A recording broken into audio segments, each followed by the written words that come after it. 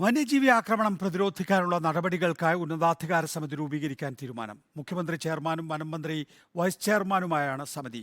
ഇന്ന് ചേർന്ന മന്ത്രിസഭാ യോഗത്തിലാണ് തീരുമാനം. അതിൽ പാലോട് വിശദാംശങ്ങളുമായി അതിൽ വളരെ പ്രധാനപ്പെട്ട ഒരു തീരുമാനത്തിലേക്ക് സംസ്ഥാന സർക്കാർ എത്തിയിരിക്കുന്നു. നമ്മളൊക്കെ ആഗ്രഹിച്ച തീരുമാനമാണ്. പ്രതിരോധിക്കാനുള്ള നടപടികൾക്ക് വേണ്ടി ഉന്നതാധികാര സമിതി. ആ ഉന്നതാധികാര സമിതിക്ക് ഒരു കമ്മീഷന്റെ രൂപം ഉണ്ടാകുമോ?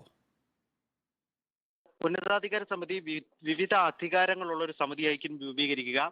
വന്യജീവി പ്രശ്നങ്ങളിൽ സംസ്ഥാനത്തിന് പരിമിതമായ അധികാരങ്ങളെ ഉള്ളൂ.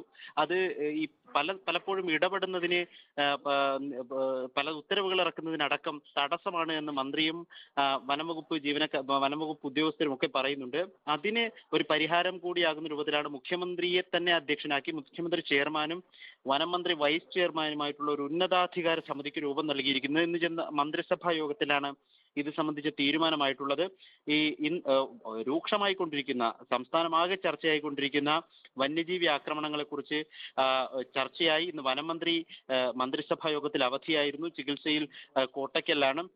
ഔട്ട് ഓഫ് അജണ്ടയായാണ് മുഖ്യമന്ത്രി തന്നെ ഈ വിഷയം അവതരിപ്പിക്കുകയും ചില നിർണായക തീരുമാനങ്ങൾ എടുക്കുകയും ചെയ്തത്. അതിന്റെ കുറിപ്പ് ഇപ്പോൾ പുറത്തു വന്നിട്ടില്ല. പ്രധാനപ്പെട്ട നമ്മൾ മനസ്സിലാക്കുന്ന ഏറ്റവും സുപ്രധാനമായ ഒരു തീരുമാനം, മുഖ്യമന്ത്രി ചെയർമാനായി വനം മന്ത്രി വൈസ് ചെയർമാനായി ഒരു ഉന്നതാധികാര സമിതി ഈ വന്യജീവി പ്രശ്നങ്ങളെ കൈകാര്യം ചെയ്യാനായി രൂപീകരിച്ചിരിക്കുന്നു എന്നുള്ളതാണ്. നികേഷ്, അതിൽ ഒരു ഉന്നതാധികാര സമിതി മുഖ്യമന്ത്രി തന്നെ ചെയർമാൻ ആവുക എന്ന് പറയുമ്പോൾ വനം മന്ത്രിയുടെ കയ്യിൽ നിന്ന് ആ വിഷയം എടുക്കുന്നു എന്നുള്ളതാണല്ലോ നമ്മൾ കാണേണ്ടത്. ഇക്കാര്യത്തിൽ മുഖ്യമന്ത്രി പ്രതികരിച്ചിട്ടില്ല ഇതുവരെ.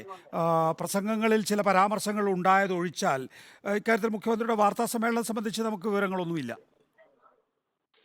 അങ്ങനെ സംശയിച്ചാലും തെറ്റില്ല, പറയാൻ കഴിയില്ല. കാരണം വനം മന്ത്രി ഇടപെടുന്നതിൽ പാളിച്ചകൾ ഉണ്ട് എന്ന ആക്ഷേപം വ്യാപകമാണ്. പ്രതിപക്ഷമടക്കം രമേശ് ചെന്നിത്തല, വി.ഡി. സതീശൻ അടക്കമുള്ള മുതിർന്ന നേതാക്കൾ, പ്രതിപക്ഷത്തിന്റെ മുതിർന്ന നേതാക്കൾ തന്നെ ഇക്കാര്യം ഉന്നയിച്ചിരുന്നു. വനം മന്ത്രി പ്രാപ്തിയോടെ ഇടപെടുന്നില്ല എന്നുള്ള ആക്ഷേപം, അത് പരിഹരിക്കുക കൂടി ലക്ഷ്യമായിരിക്കാം. ഏതായാലും സർക്കാർ മുന്നിൽ കാണുന്ന പ്രധാനപ്പെട്ട ഉദ്ദേശം ഈ പരിമിതമായ അധികാരങ്ങളെ എങ്ങനെ മറികടക്കാം എന്നുള്ളതാണ്. മുഖ്യമന്ത്രി തന്നെ വരുന്നു. മുഖ്യമന്ത്രി ചെയർമാനായ ഒരു സമിതി വരുമ്പോൾ അതിന് കൂടുതൽ വിപുലമായ അധികാരങ്ങൾ കൈയാളാനാകും ഈ വന്യജീവി പ്രശ്നത്തിൽ എന്നുള്ളതാണ് മനസ്സിലാകുന്നത്. അത് കേന്ദ്രത്തെ സമീപിക്കുകയും ഈ ഉന്നതാധികാര സമിതിക്ക് എന്തൊക്കെ അധികാരങ്ങൾ ഉണ്ടാകുമെന്നൊരു വ്യവസ്ഥ ഉണ്ടാക്കുന്നത് അടക്കമുള്ള കാര്യങ്ങൾ തുടർന്നുണ്ടാകും. അതിന്റെ പ്രാഥമിക തലം എന്ന നിലയ്ക്കാണ് ഉന്നതാധികാര സമിതി രൂപീകരിക്കാൻ മന്ത്രിസഭാ യോഗം തീരുമാനിച്ചിരിക്കുന്നത്. മുഖ്യമന്ത്രി തന്നെയാണ്, നികേഷ് പറഞ്ഞതിലേക്ക് തന്നെയാണ്, മുഖ്യമന്ത്രി തന്നെയാണ് അക്കാര്യം ഈ മന്ത്രിസഭയിൽ അറിയിക്കുകയും ഈ വന്യജീവി പ്രശ്നം അതിരൂക്ഷമായി സംസ്ഥാനത്ത് വ്യാപകമായി പലയിടത്തും ഉണ്ടാകുന്നത് വലിയൊരു പ്രശ്നമാണ് എന്ന് മന്ത്രിസഭാ യോഗം തന്നെ ചർച്ച ചെയ്യുന്ന ഒരു സാഹചര്യത്തിലേക്ക് മാറുകയും ചെയ്തത്.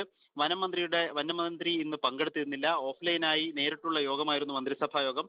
ചികിത്സയിലുള്ള വനമന്ത്രി പങ്കെടുത്തില്ല. മുഖ്യമന്ത്രിയാണ് ഈ വിഷയം കൈകാര്യം ചെയ്ത് ഉന്നതാധികാര സമിതി രൂപീകരിക്കേണ്ട ആവശ്യകത പറയുകയും അതിനുള്ള തീരുമാനം അറിയിക്കുകയും ചെയ്തത്. നോക്കൂ, ഇത് അതിൽ വനം വകുപ്പിന്റെ മാത്രം വിഷയമല്ല. വന്യജീവികൾ കാട്ടിൽ നിന്ന് നാട്ടിലേക്ക് ഇറങ്ങി മനുഷ്യരെ കുത്തിക്കൊല്ലുന്നു, കൃഷി നശിപ്പിക്കുന്നു എന്നുള്ളത് വനം വകുപ്പിന്റെ വിഷയമല്ല. യഥാർത്ഥത്തിൽ അത് സംസ്ഥാന ഭരണകൂടത്തിന്റെ വിഷയം കൂടിയാണ്, അല്ലെങ്കിൽ കേന്ദ്ര സംസ്ഥാന ഭരണകൂടങ്ങളുടെ വിഷയമാണ്. അവിടെയാണ് ഒരു ഉന്നതാധികാര സമിതി രൂപീകരിച്ചിരിക്കുന്നത്, മുഖ്യമന്ത്രി ചെയർമാനും വനം മന്ത്രി വൈസ് ചെയർമാനുമായിട്ടുള്ള. അപ്പോൾ മുഖ്യമന്ത്രി ചെയർമാനായിട്ടുള്ള ഈ ഉന്നതാധികാര സമിതിയുടെ അധികാര പരിധി എന്താണ് അവർ ചെയ്യാൻ പോകുന്നത്? ആദ്യ ഘട്ടം എന്ന നിലയ്ക്ക് ഉന്നതാധികാര സമിതി രൂപീകരിക്കുന്നു. ഇനി ഉന്നത ഉദ്യോഗസ്ഥർ യോഗം ചേർന്ന് ഇതിന്റെ അധികാര പരിധികൾ, നിയമവശം കൂടി പരിശോധിക്കേണ്ടതുണ്ട്. വനമന്ത്രിയൊക്കെ ഇടയ്ക്കിടെ പറയുന്നത് പോലെ ഈ വന്യജീവി പ്രശ്നങ്ങൾ കൈകാര്യം ചെയ്യുമ്പോൾ സ്വതന്ത്രമായി ഇടപെടാനുള്ള ഒരു പരിമിതി സംസ്ഥാനത്തിനുണ്ട്. ആ പരിമിതിക്കുള്ളിൽ നിന്നുകൊണ്ട്, നിയമപരമായ പരിമിതിക്കുള്ളിൽ നിന്നുകൊണ്ട് എന്തൊക്കെ അധികാരങ്ങൾ ഉന്നതാധികാര സമിതിക്ക് നൽകാനാകും, എന്തൊക്കെ തീരുമാനങ്ങൾ ഉന്നതാധികാര സമിതിക്ക് എടുക്കാനാകും എന്നതടക്കമുള്ള കാര്യങ്ങൾ പരിശോധിക്കും ഉന്നത ഉദ്യോഗസ്ഥർ. അതിനുശേഷമാകും വിശദമായ ഉത്തരവ് ഇത് സംബന്ധിച്ച് പുറത്തിറക്കുക. പ്രാഥമിക തലം എന്ന നിലയിൽ അടിയന്തരമായി ഇടപെടാൻ ഒരു ഉന്നതാധികാര സമിതി വേണം എന്ന തീരുമാനത്തിലേക്ക് എത്തുന്നു. വളരെ പ്രധാനം, മന്ത്രിസഭാ യോഗം ഇക്കാര്യം വളരെ ഗൗരവത്തോടെ ചർച്ച ചെയ്തിരിക്കുന്നു എന്നുള്ളതാണ്. കഴിഞ്ഞ ദിവസങ്ങളിലുണ്ടായ പലയിടങ്ങളിൽ, കോഴിക്കോട്, ഇടുക്കി, വയനാട് ഉൾപ്പെടെ മലബാർ ജില്ലകളിൽ പ്രധാനമായും വന്യജീവി പ്രശ്നങ്ങൾ കാര്യമായി ഉണ്ടാകുന്നു, മരണങ്ങൾ സംഭവിക്കുന്ന സാഹചര്യം. ഇതൊക്കെ കൊണ്ട് മന്ത്രിസഭാ യോഗം ആ കാര്യം ചർച്ച ചെയ്യുന്നു. ഒപ്പം പ്രാഥമിക തലം എന്ന നിലയ്ക്കാണ്, ഒരിക്കൽ കൂടി പറഞ്ഞാൽ അത് തുടക്കമാണിത്. ഇതിന് ശേഷം ഈ ഉന്നതാധികാര സമിതിയുടെ അധികാരങ്ങൾ സംബന്ധിച്ചുള്ള വിശദമായ ഉത്തരവ് പുറത്തിറക്കും എന്നാണ് പ്രതീക്ഷിക്കുന്നത്. ഓക്കെ, അതിൻ്റെ വിശദാംശങ്ങൾ എന്താണ് എന്നുള്ളത് നമുക്ക് അല്പസമയത്തിനകം ലഭ്യമാക്കാൻ സാധിക്കും. അതിൽ പാലോടാണ് തിരുവനന്തപുരത്ത് നിന്ന് വിശദാംശങ്ങൾ നൽകുന്നത്. വന്യജീവി ആക്രമണം സംബന്ധിച്ച് ഇന്ന് ഔട്ട് ഓഫ് അജണ്ടയായി മുഖ്യമന്ത്രി തന്നെ വിഷയം അവതരിപ്പിച്ചിരിക്കുന്നു.